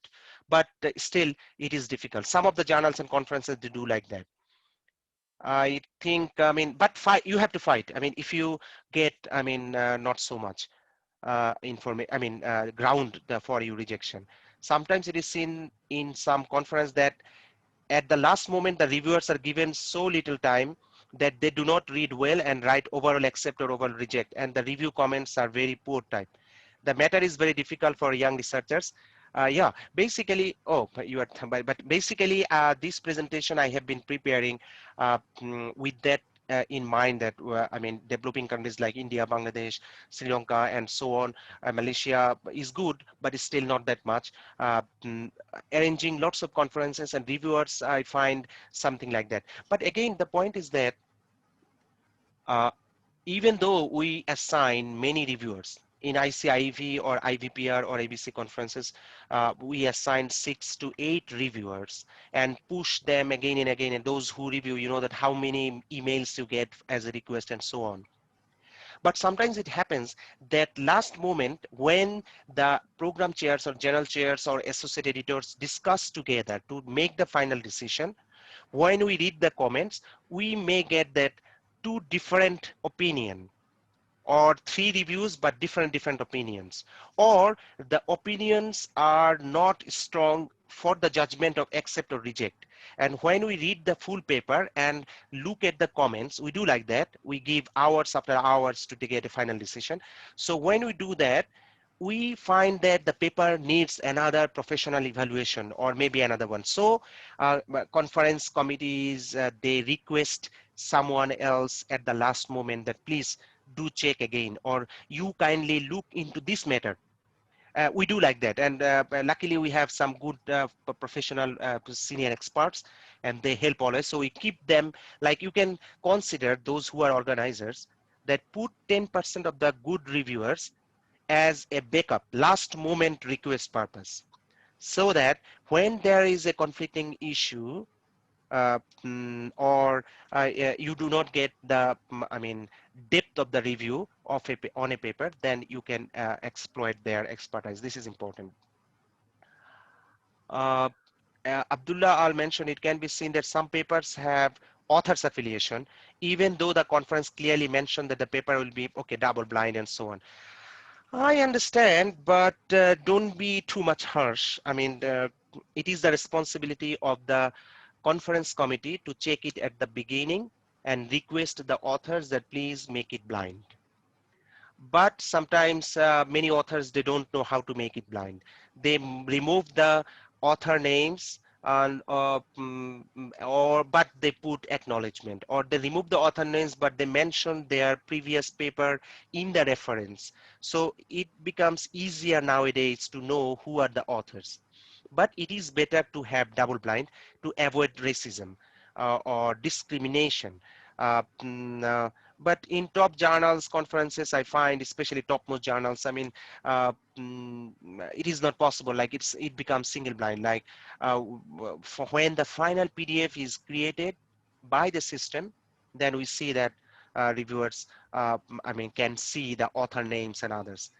So yeah, some conference can do like this, that if it is not double blind, they can instantly reject the paper. But I recommend that, allow them, because those who make mistakes, this kind of silly mistakes, it means that they don't know what is the blind means. Okay, so it may happen that chok bondu kore paper submit kora means double blind. You just close both of your eyes and then push the button submit. But anyway, so this is one. Another question from Arafat, to validate the result, does sometimes the reviewer want source code from the authors? Yes, yes, yes. Authors can ask for the code. Some journals, they offer supplementary material to submit as a code. And in some cases, they just not only ask for the code, they also ask for the data itself. And they want to validate, especially top journals and the sensitive related works we need, because if you publish a very sensitive result by which a medicine or public decision can be done, a policy making can be done, then these kind of results are very important. So source code or source data you have to provide, and that's why authors must reviewers must make it confidential, never to share to anybody. This kind of trust is very, very important.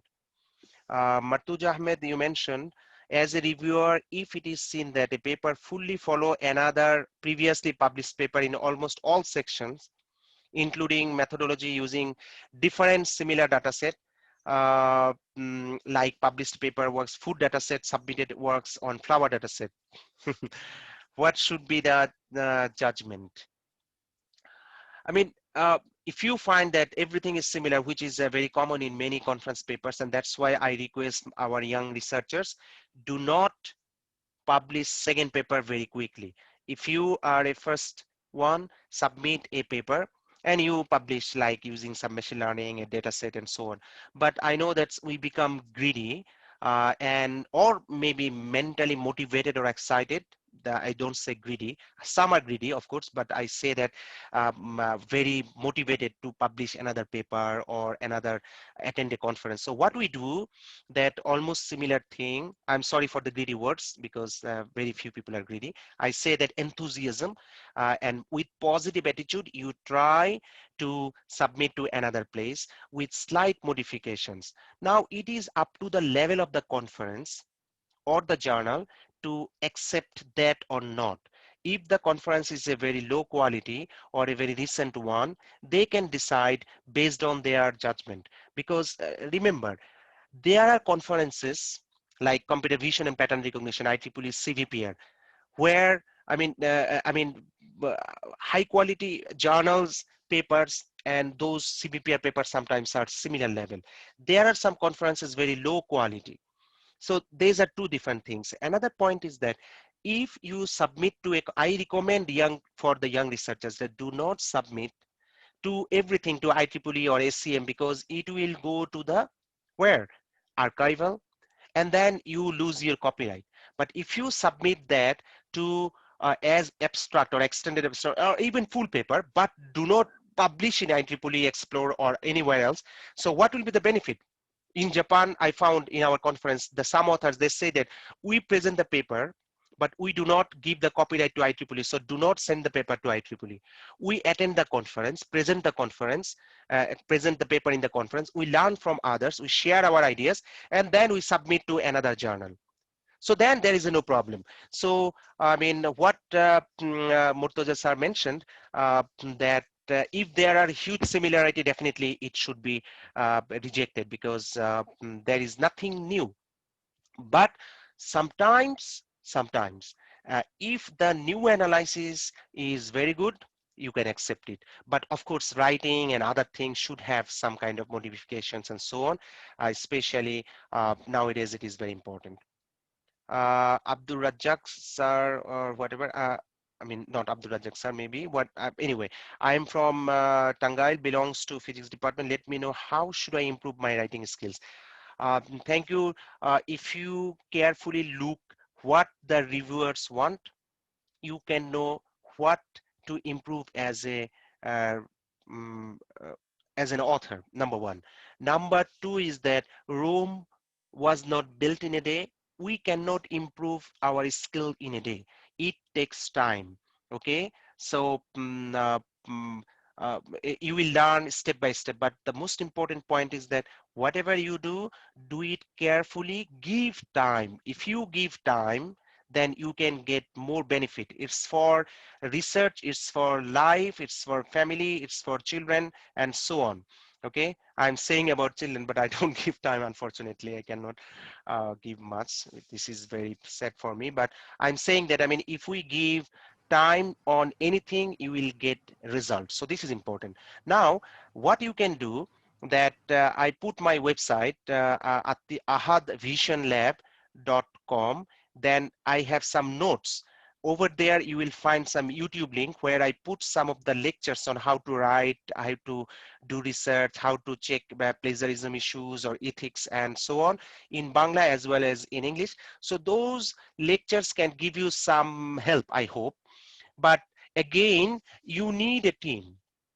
And your supervisor, if you are I mean, very young researcher, then find someone who can help you to improve your writing skill and ability. And most importantly, if you read top quality journals or top quality conference papers, I repeat it again, the top quality journals or top quality conference papers related your domain, then you can see how they write, what are the styles they follow, and you can step by step follow those patterns. This is important, because if we look at the sky, we can go up. Okay, but if we read poor papers, scrap papers or so on, then we can never improve ourselves.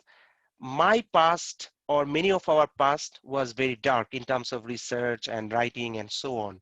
But now you guys are super lucky to have internet and so many open access issues and coding as well, GitHubs, and so many lectures. Just spend time, hours after hours, improve your skill. All of you can be super excellent. I mean, forget about the past, what we did. Today I'm giving lectures on those. If I could learn this kind of things 20 years before, 15 years before, definitely I should be much better. But what I'm saying based on my learning ideal situation. But if you look at me, I'm not that good at all. Most of the cases, my writings are very weak, or I mean, I get lots of kick. My back is still in pain, by the way. Anyway, that's a joke. So, okay, Abdul Razak sir is a faculty. Thank you. Okay, sir, another question was in the earlier post from Kanis Mariam. She stated, could you share an example of a good cover letter, or what are the properties of good cover letter? Okay, very nice question. So, I think one of my lectures it has, but anyway, first of all, if you Google, you can get some guidance. But again, I'm saying in the cover letter, you mention in 1 or 2 sentences, or what I do, in 1 or 2 sentences, that the paper is original, unpublished, and not submitted elsewhere. This is very important. You should not submit a same paper, similar work in more than one journal or conference at the same time. So you make it clearly that it is unpublished, or not submitted elsewhere, not under review, and it is original work. And if you have anything ethical issues, you clearly mention that the ethical issues are considered or approval is taken. And then you mention that you think that your work has something excellent. I mean, of course, you have to praise yourself. Okay, in this case, that your work is something very good, and you feel that this journal is suitable for your work. And you can also mention, if your work is not that much related to the journal, you can mention that you, if you genuinely look at the journal, other papers, that you looked at other similar papers and you find that this journal is a very suitable one for your excellent work or new findings or new results. Highlight few words, maximum 1 or 2 sentences in what are the core things and attractive things. Because sometimes if the cover letter, by reading the cover letter, I feel confident on the paper, then I may find reviewer not so strong or rigorous. But if I find that the paper looks like not so good, so what should I do? And I am not convinced as well. So I can search for someone very strong to see whether the paper can be judged by strong reviewers and so on. So that is why it is important as well. So the cover letter, don't make it too large. Make it very simple. And another point is that in the cover letter, you can mention if you have a past record of publications of the similar work, past, like we published the paper in a conference, and if you get a best paper award, for example, you can mention, or if this work's previous is published in a good journal or good conference, you can mention. That will give the reviewer or the associate editor a confidence on you at the beginning, because you are unknown to him or her. And of course, you mention all the authors one after another when you thank, best regards or thank you very much, and so on. You put all the authors one by one. That will be another important part. And if someone is like IEEE fellow or at least senior member, senior member is nothing, because if you apply after being IEEE member for a few years, automatically you get it.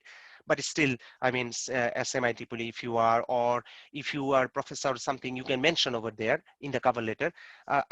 Give a confidence on your paper, so that editor or associate editor can get it. But if the paper is checked initially by staff, like business journals do, they have professional staffs.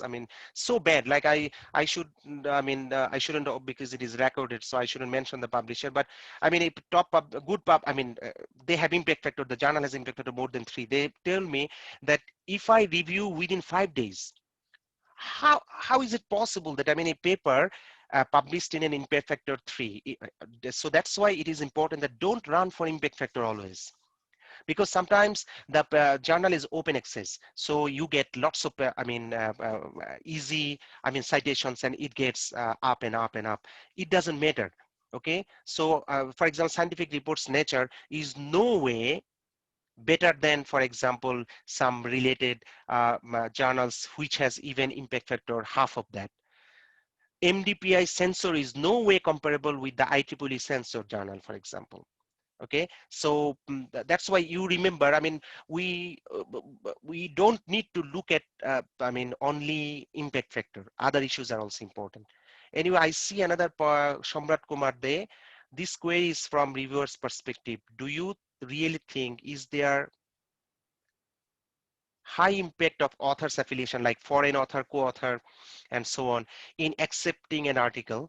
Another is, what about your views on holding authors for outcome of the papers in a journal for month after month? Yeah, you pointed our pain. This is true. I find that some of us, they add foreigners. Number one reason, so that they can pay. I never like to pay from Bangladesh for a paper. 1 lakh taka, for example, to pay for a paper to be published in a open access journal. Never do it.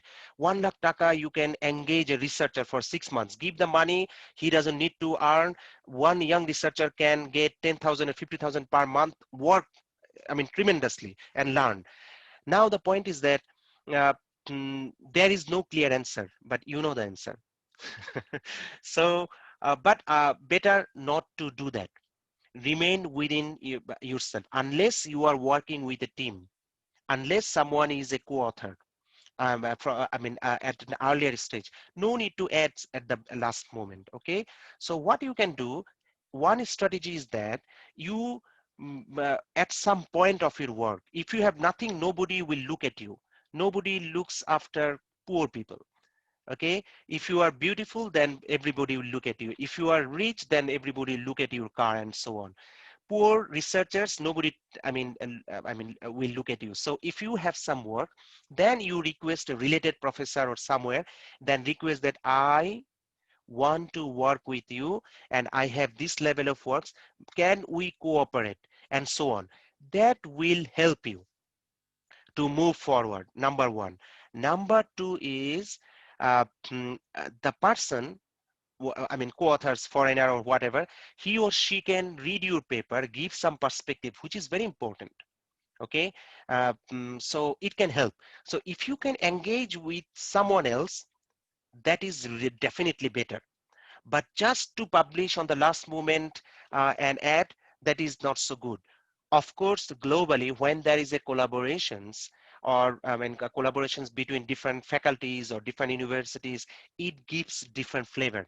And of course, as a reviewer or as associate editors or editor-in-chief, we like this kind of things.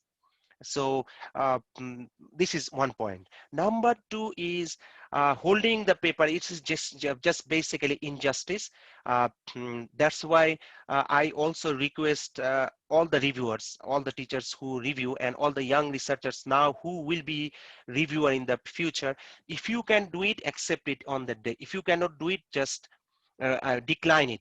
Okay, and I know that some of you here who are organizing different conferences and so on invited me, and I did not reply properly. You are angry with me or not happy with me, and because I didn't do it on time, and it's, I mean, pending and pending and pending, and need to request again and again.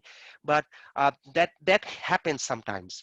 Okay, but associate editor or chief editor should act smarter and better. But what I mentioned in one of the slides, that as an author, you have the right to ask them in every 1 week or 2 weeks that what happens, I need, and so on. Hopefully they will check. And another point is that as an author, when you submit a paper, look at the journal. What are the average review time to get the accept? Some journals, they take 200 days. And if you need earlier, you do not need to submit there. Some journals accept, like MDPI journals, within 21 days, 25 days. I recommend not to submit there, even though I have a couple of papers, because those are very quick reviews, and I don't think that they give good reviews most of the cases, because anyway, no need for because. The third point is that see journals which are from good publishers but new journal, so there is a hope that they will accept relatively weaker papers because they are still not matured yet. Okay, so over there you can get. So what I do personally, I have an Excel file. Whenever I get any invitation for a good journal, or I check, I put the journal name, its impact factor, if any, or indexing, or what are the contents they publish, whether those are free or paid or no, not. This kind of information and quality levels and so on, I write down like 50 different journals and so on, based on different areas. And when I have a paper ready to submit, I look that file, and then I see whether any of those can be explored for submission. And on that time, I look at the website again, something like this. So you need to give time. I mean, unless we give more time, it is difficult. And remember, I know that most of the participants, maybe almost 100%, we are from developing countries, research-wise, poor countries. So our struggle will be more. But if we try to be professional, if we try to improve ourselves, give more time, then it will be improved, definitely. Remember, if you are poor, I visit your home, you have not much food to serve me, but if you give lots of time, whatever food you have, you serve me very smartly, very clean manner, and wonderfully, that is wonderful.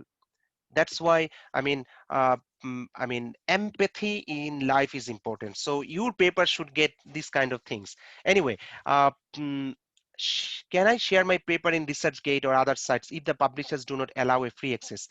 See, if the paper is not allowing you, you should not upload anywhere. This is bottom line.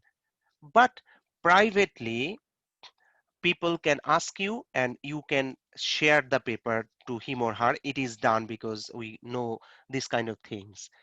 So if it is not open access, though, you cannot. But I know that many top researchers, professors, they put there before the submission. Even today, for to prepare this presentation, actually just for remember, just to prepare for this presentation, I spent more than 20 hours. I could easily do very quickly, but I know that some of you will come, and as much as possible I can. 20 hours is not a joke for me or for anybody, but I gave 20 hours of time and I prepared this for over 2+ months.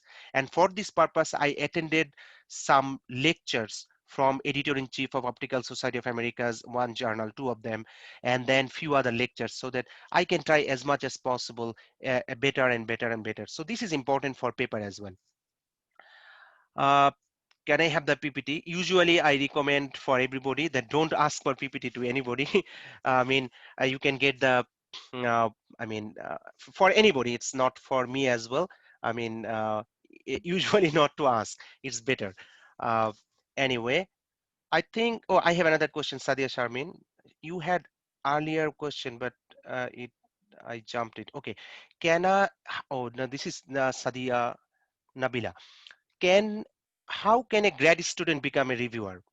I would like to know a simple guideline. Okay. So for example, grad students, if you are a master student or PhD students, usually we consider that you do research and you publish some papers. So in many cases, professors, they get papers and they assign the paper to the PhD students. In most of the cases, masters very rarely, unless the master student he I mean good has any good already published papers.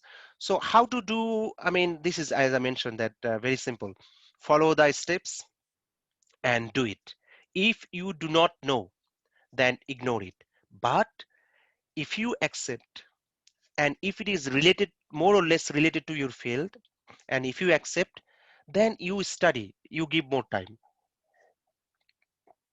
For example, now I have a paper to review. It is from a topmost journal, International Journal of Computer Vision, and it is on 3D human pose estimation. Now, I do not directly work on human pose estimation, but I work on human computer recognition, analysis, and of course, pose estimation in different way. But for this paper, I may need to study 10 hours or 15 hours and to see what are the best works, because otherwise I cannot judge the paper. Because I have to say whether it is accepted or rejected. If, I mean, minor or major revision. If I reject it, I must say that the paper has no original ideas or no novelty and nothing that much. And on the other hand, if I want to accept it, I have to mention that what are the core points in this paper. So that's why it is very important to learn.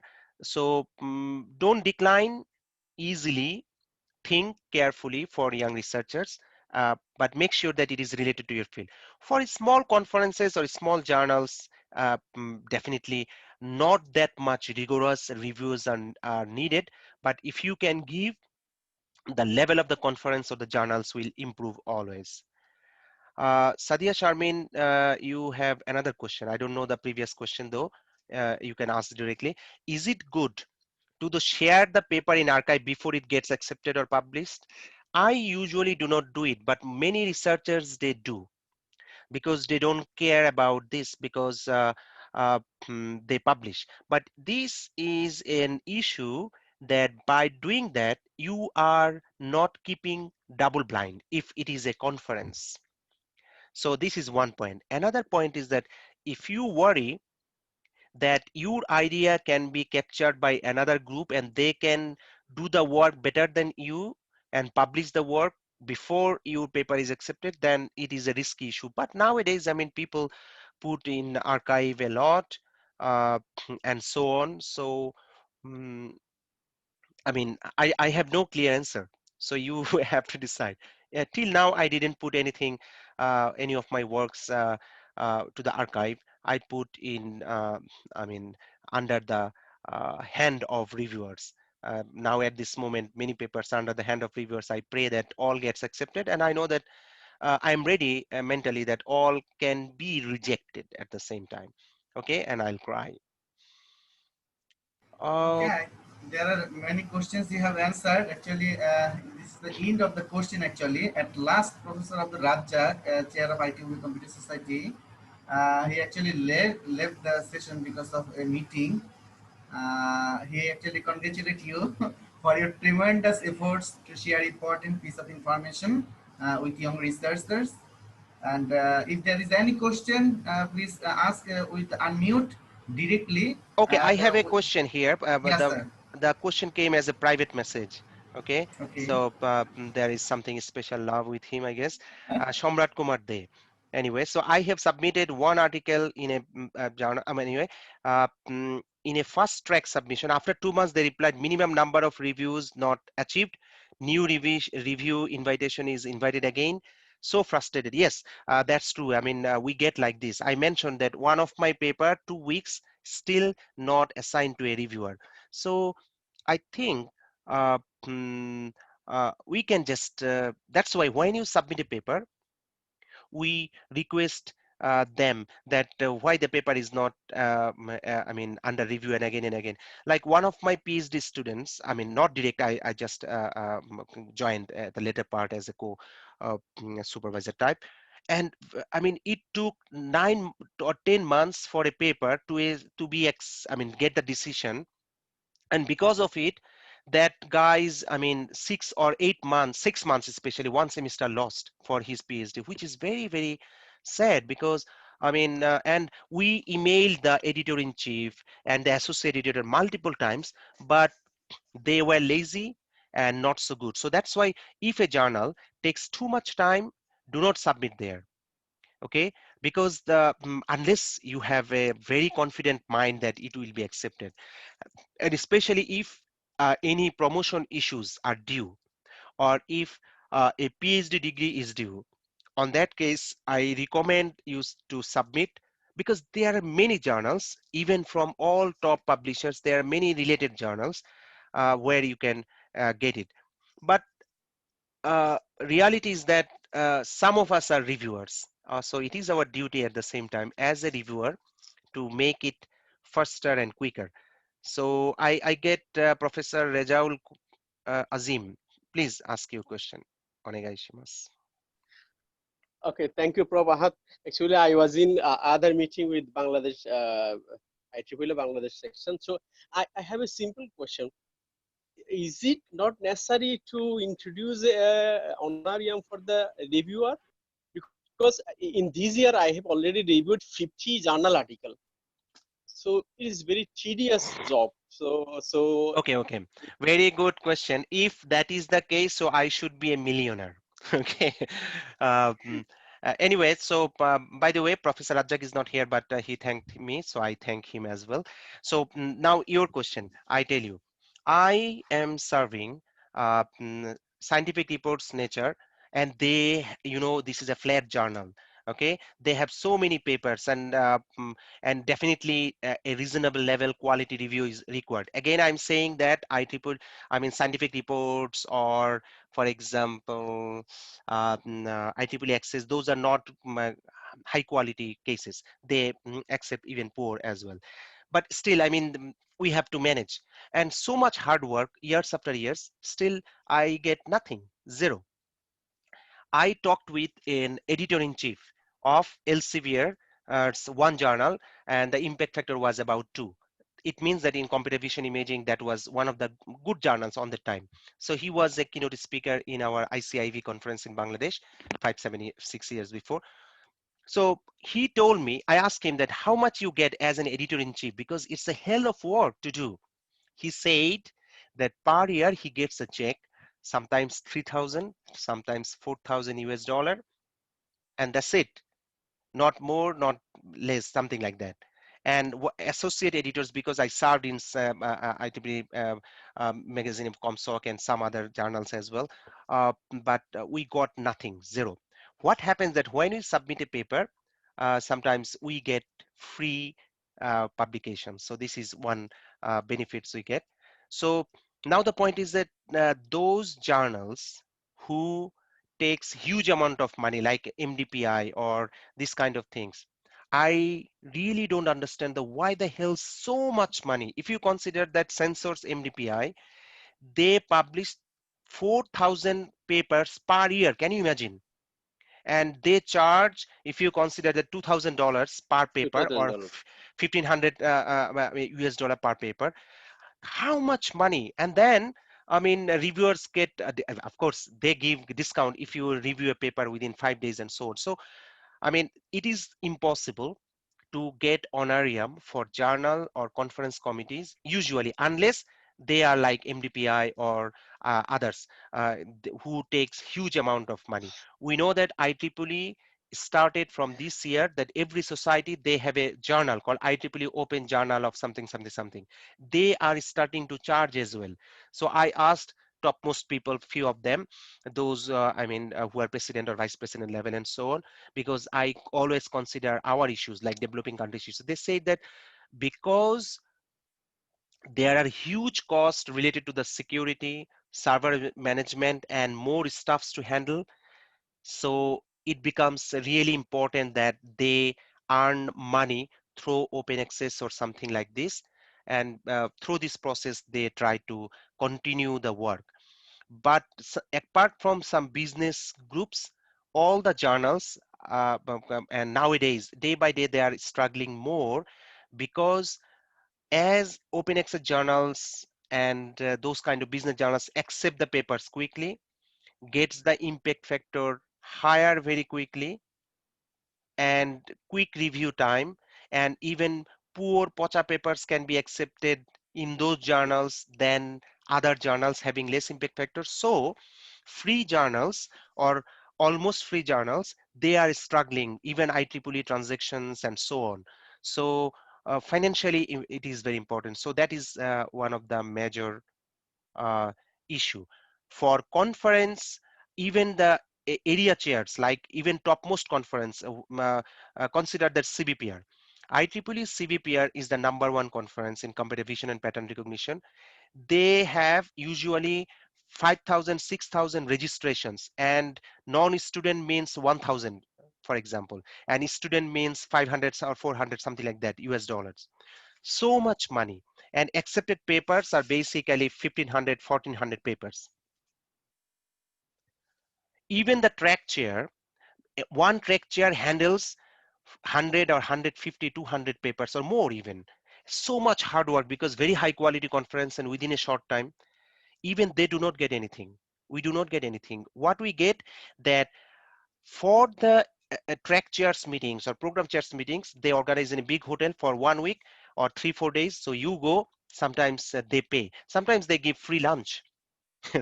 Or some accommodation, or if someone needs, they give support or help. So the community is struggling, definitely. Those who are definitely there are a good number of people who are organizing different conferences in Bangladesh and others. We know that, how much difficult it is.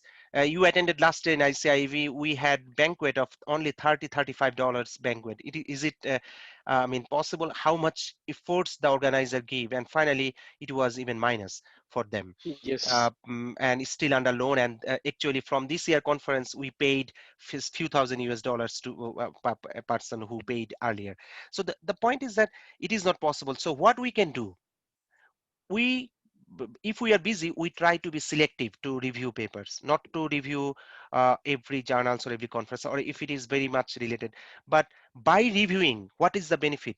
We are helping the community. And at the same time, if we do not review, who will review my paper? Number 3 is, we learn by reviewing other works. We know what the better works are going on, what are the different perspectives are going on. Through this process we can learn. So that's why it is very important. So I think that we have taken plenty of time, and the organizers said that within 5 minutes to finish, and I think the 5 minutes is over almost. Okay, Yeah. thank you. So if any of you have any question, please. I know the Anyway, so if anyone has any question, you can ask me by email, or better in Facebook Messenger, because it is easier to chat and so quickly. And you can see my lectures. And I also very strongly request that young researchers, Bangladeshi researchers and so on, don't just look at IEEE conference or ACM and so on. Don't think that this publication is worthy. If it is not good, nothing that much. Think about learning. So try to attend those forums, like IEEE Computer Society Bangladesh chapter will start soon, a conference or symposium type. Paper will not be archived, paper will not be published anywhere, but you will submit extended abstract and you can present the paper, and through this process you can learn. This is the most important thing. So whenever you get that student conference or non-archival issues, but you can present, jump on this and try to attend and try to learn. This is very important, and I request all the universities to organize this kind of small forums. And due to online, it is now easier to do. I hope that we try the best to change the future of our students. Our students are so brilliant, but we do not do much because we don't know what are the good levels and how to do. So if young researchers need lots of efforts to give, our teachers must give much more, must know what are the best strategies, what are the best works. And study is very important. Give time so that we can get better future. Yeah, thank you so much for your kind attendance. Thank you, Uh, sir. Sir, can I ask a question? One comment. Please, quickly. Atiqur. Yes. Please. Thank you very much for your nice presentation. Yes. Is it possible to arrange some symposium or workshop? Maybe it's better we can join in online and learn something and present our work. Yes, it is possible. Basically, IEEE Computer Society will start within, you will get the announcement within a couple of days that they will organize a similar kind of things. And if it is not related to computer science or computer society directly, then we can introduce some other things, and those things will be helpful. And basically different forums they try, but I noticed that our people usually do not try to present if it is not in IEEE. But if it is not so good, then why? So what we can do, that we can, if my work is not so good, I can submit the paper as a student conference and not archival. You can mention that not for IEEE now. We get the paper accepted so that we can present the paper as a poster or short presentation and get feedback from others. Through this process we can learn. Yeah. Yeah. But anyway, so if anyone Yeah, is interested to arrange something, this kind of online presentation or forum or something, I have some experience as well, so we can discuss later, and with some others we can try to initiate something. Yeah, that is possible. Thank you. Thank you very much, sir, for your long time in midnight. Thank you. Thank you so much. Yeah. Then we want to conclude. I think in Japan there is midnight actually, 12 o'clock and above. So thank you for your nice presentation as well as very long presentation and also question answer that helps our young researchers as well as our reviewers. May I ask one question, please, just for a minute? Please give your affiliation and answer the question. My name is Tausif. I'm a lecturer in Southeast University. My question is, I did my master's in UK, so I submitted few reports, like assignments and everything. But when I submitted for a journal, those papers, after modifying few stuff, they are saying it has been already submitted as a student work in the University of South Wales. So is there any legal obligation for that? Thank you for the question. I'm not sure whether I got the question properly. So your work, what you have done during the masters, you didn't publish anywhere. So No, it just yes. university. So you can publish it anywhere you want now. Now the point is that I mentioned maybe quickly that sometimes our papers or theses or this kind of documents are archived in the university websites. Exactly. So when plagiarism checker checks, they find that it is over there. So when you submit, you can clearly mention in the cover letter, if there is an option for cover letter. In conference, normally we do not do that.